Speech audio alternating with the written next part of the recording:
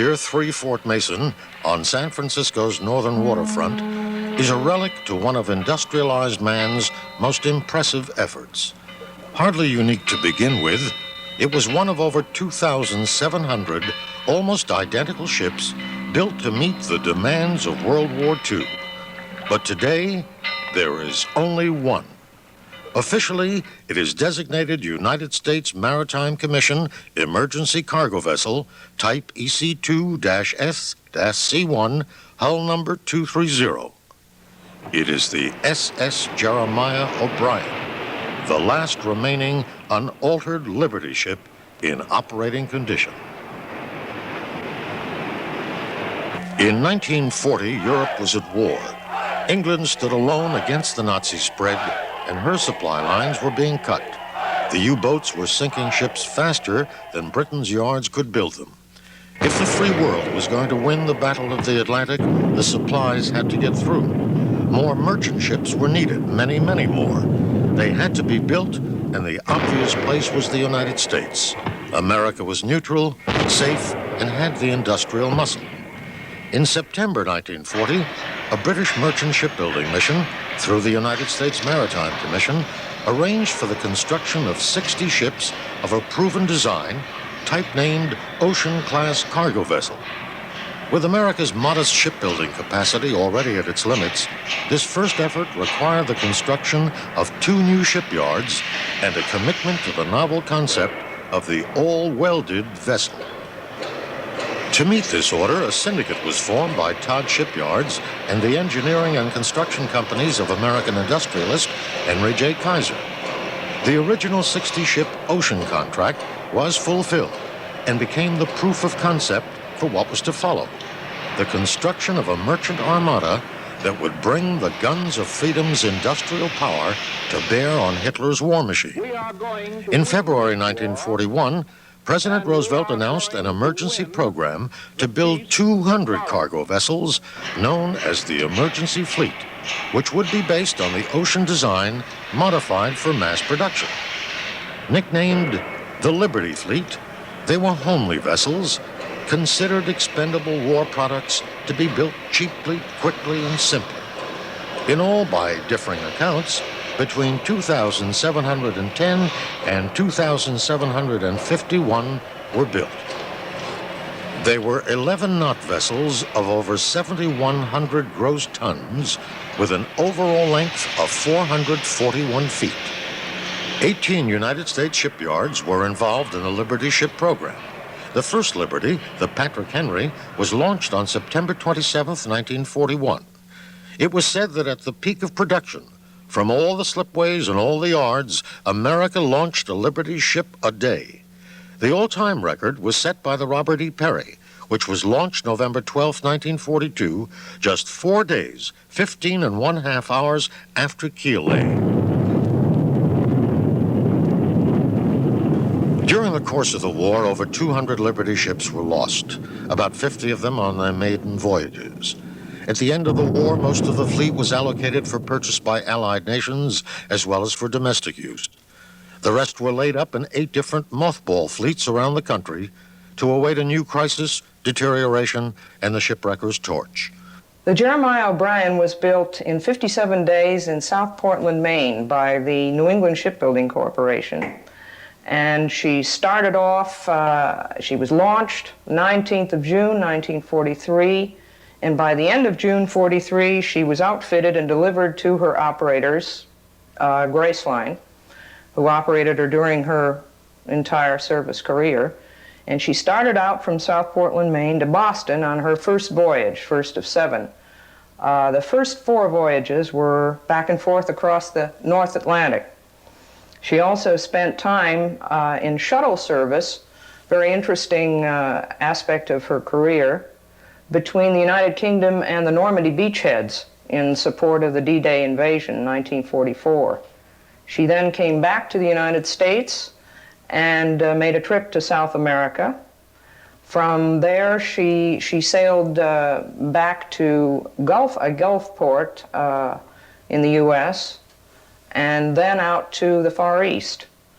Her first trip to the South Pacific was Australia, and the Philippines. She then returned to the U.S. West Coast and proceeded on her 7th and final voyage, which took her all the way to Calcutta, Shanghai, Manila, and eventually back to San Francisco in very early 1946.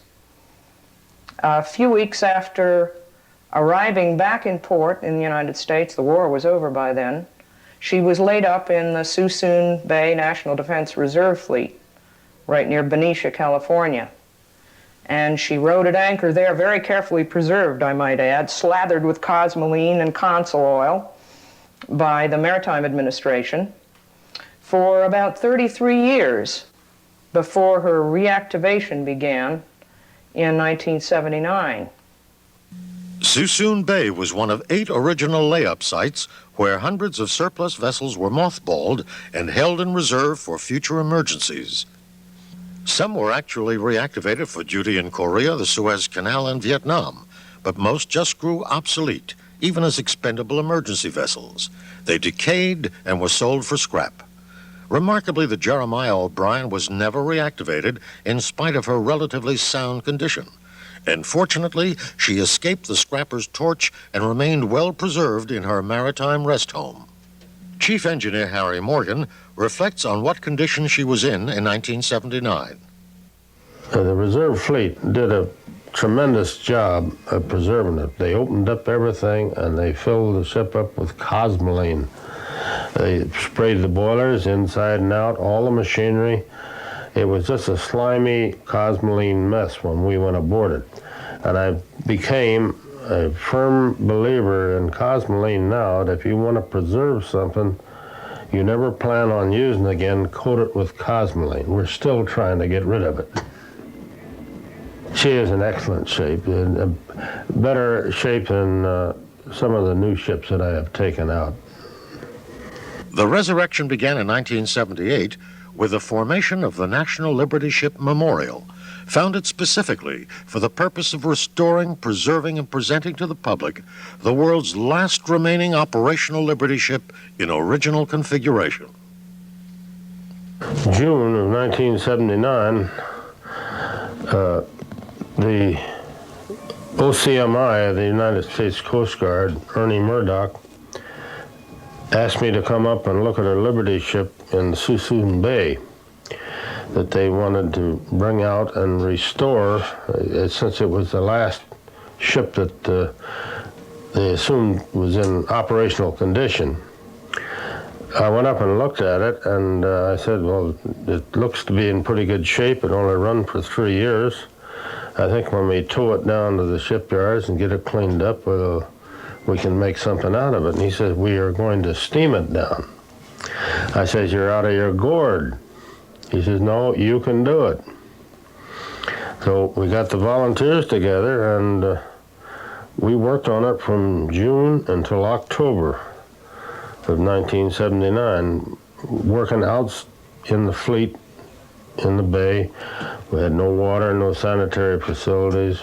A boat would take us out in the morning and pick us up in the late afternoon and bring us back in.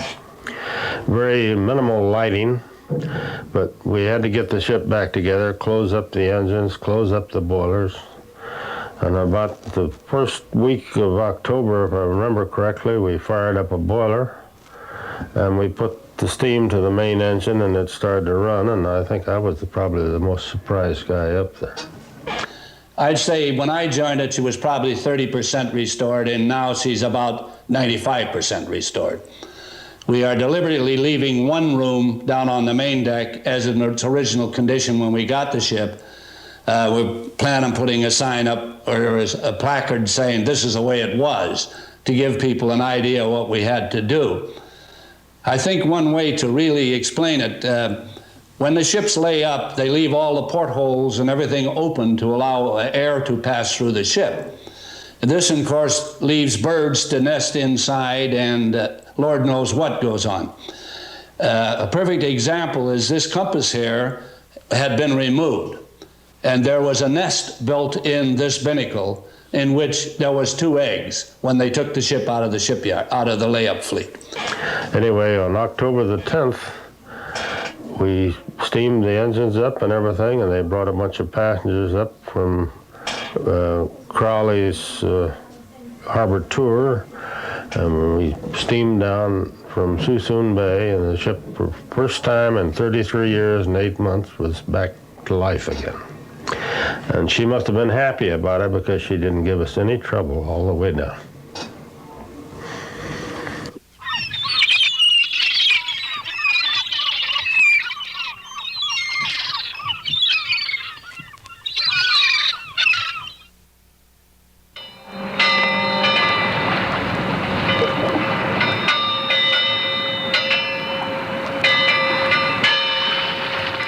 Today, the Jeremiah O'Brien is moored at Pier 3 East, Fort Mason Center, the guest of the Golden Gate National Recreation Area, and is open for public inspection.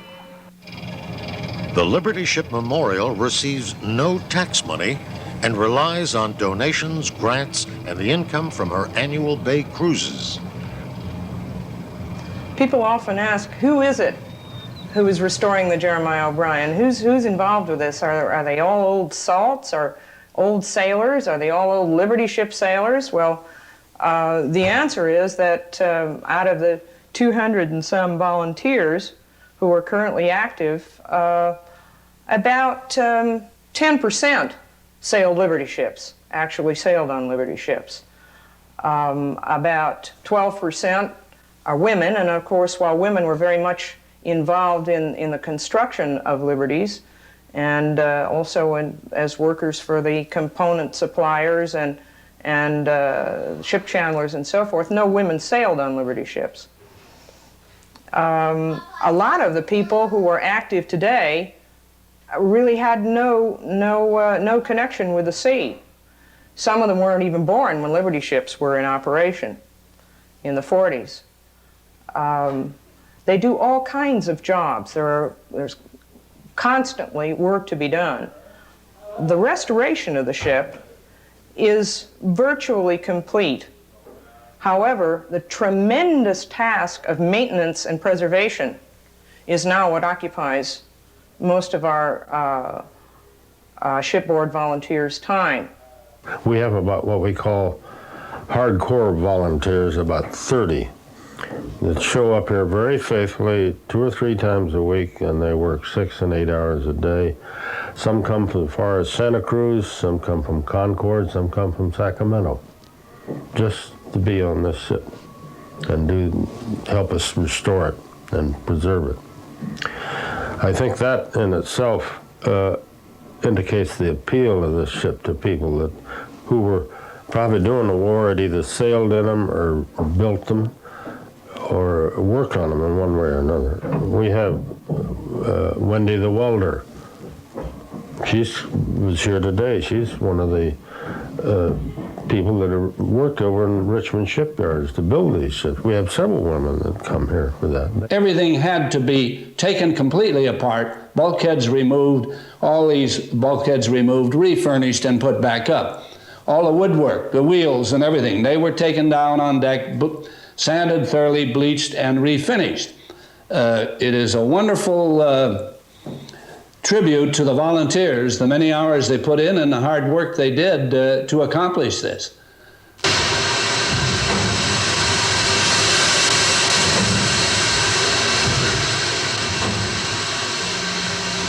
The heart of the ship is the engine room, a most uncomfortable place. Yet hardly a visitor leaves the Jeremiah without first braving the heat and noise. It's like walking around inside the crankcase of your car's engine.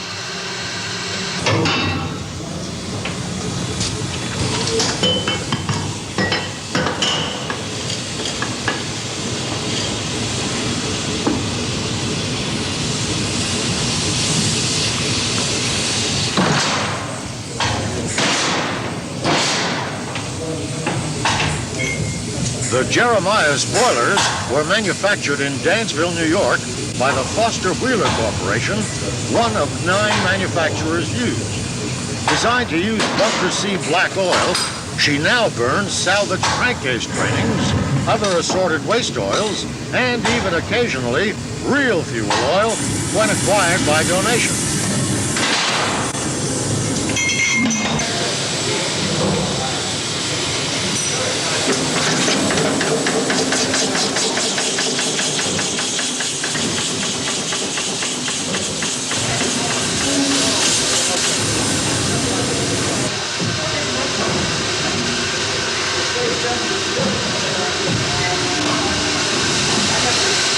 The triple expansion engine was built by General Machinery Corporation in Hamilton, Ohio, one of 14 American engine manufacturers that participated in the Liberty Shipbuilding Program.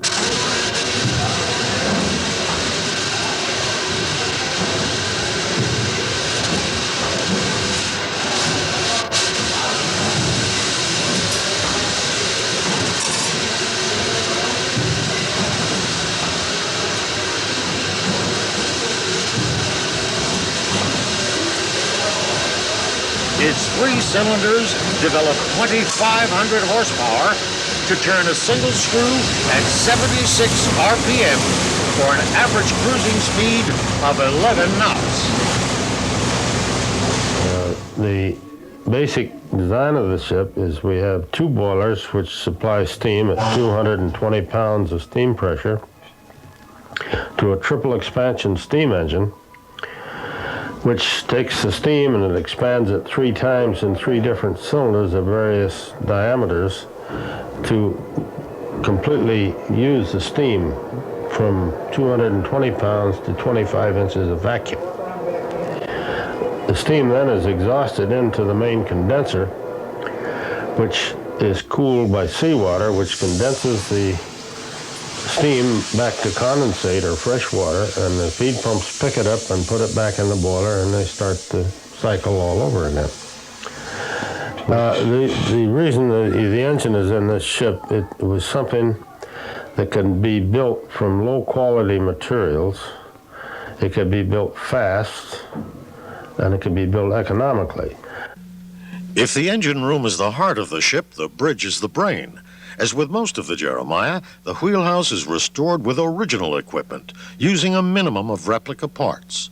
The wheel and the compass, for example, were salvaged from other Liberty ships.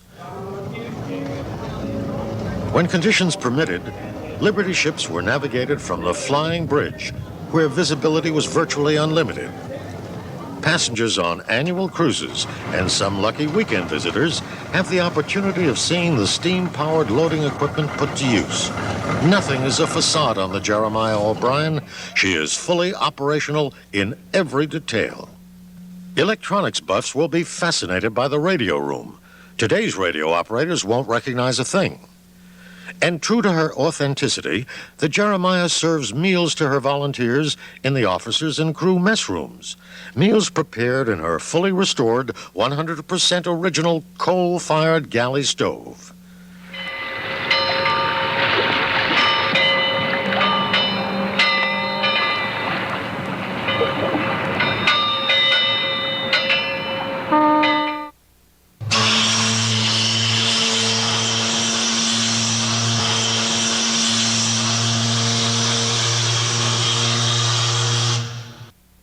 Today, the Jeremiah O'Brien proudly welcomes guests from all over the world. Coming aboard as a visitor, it's really quite fun because you have 441 feet of cargo vessel to explore. You can go down to the floor plates in the engine room, you can go up to the flying bridge, you can go into the bow and the stern and train the defensive weapons that are mounted there as original. You can wander all around the decks, ask questions of volunteers working on board, have a docent-guided tour if you wish, or take a stereo tape tour, Antenna Theater's Walkman tour of the ship, which is available on weekends. You can also sail on board the Jeremiah O'Brien at least twice a year. She goes out on various excursions, but 2 regularly scheduled cruises in the 3rd weekend in May. And you can generally recreate life at sea as it was in the 1940s.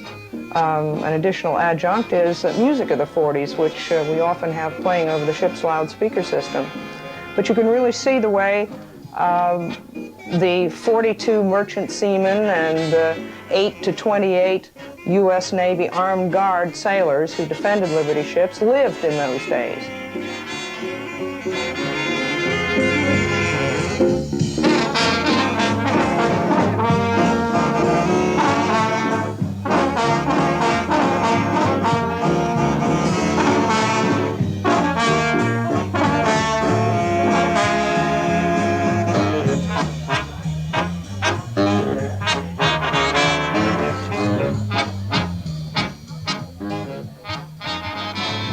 went up on the bridge and steered the ship there for about a half an hour. The first time I steered the ship, and oh God, it must have been 30 years since I really brought back a lot of memories. A lot of memories.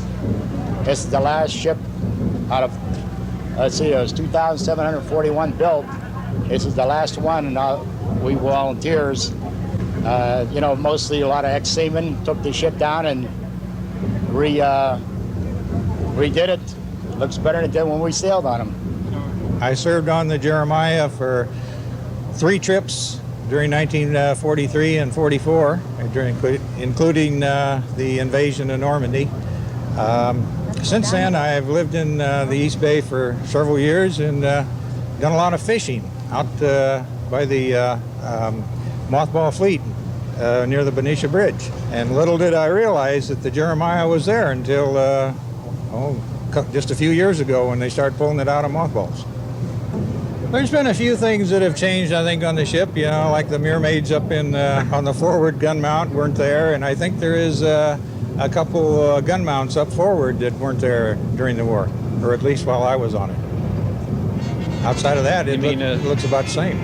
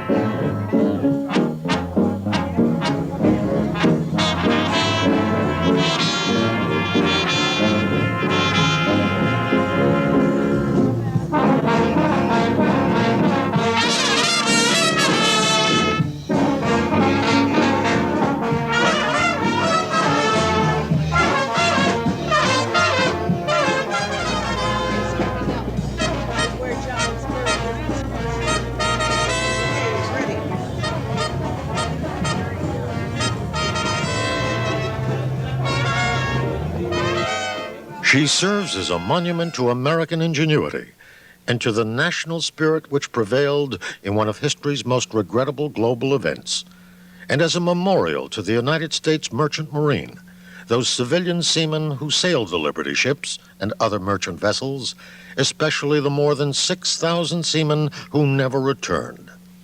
She was restored in tribute to the millions of men and women who built, sailed, and defended the great Bridge of Ships, America's last unaltered Liberty ship in operating condition, the SS Jeremiah O'Brien. They were merchant vessels crewed by civilians, merchant crews. Civilians not drafted. They were remunerated for their services, just as they would be in peacetime in a commercial operation. But they were basically volunteers. They went voluntarily into war zones, and over 6,000 of them never came back from those war zones, incidentally. It's another fact that sometimes isn't realized. We think of the losses of the Army and Navy. We don't think of the losses of our own civilians on our merchant fleet. And I think that's a very important aspect of the Jeremiah O'Brien's symbolism for visitors and for the country.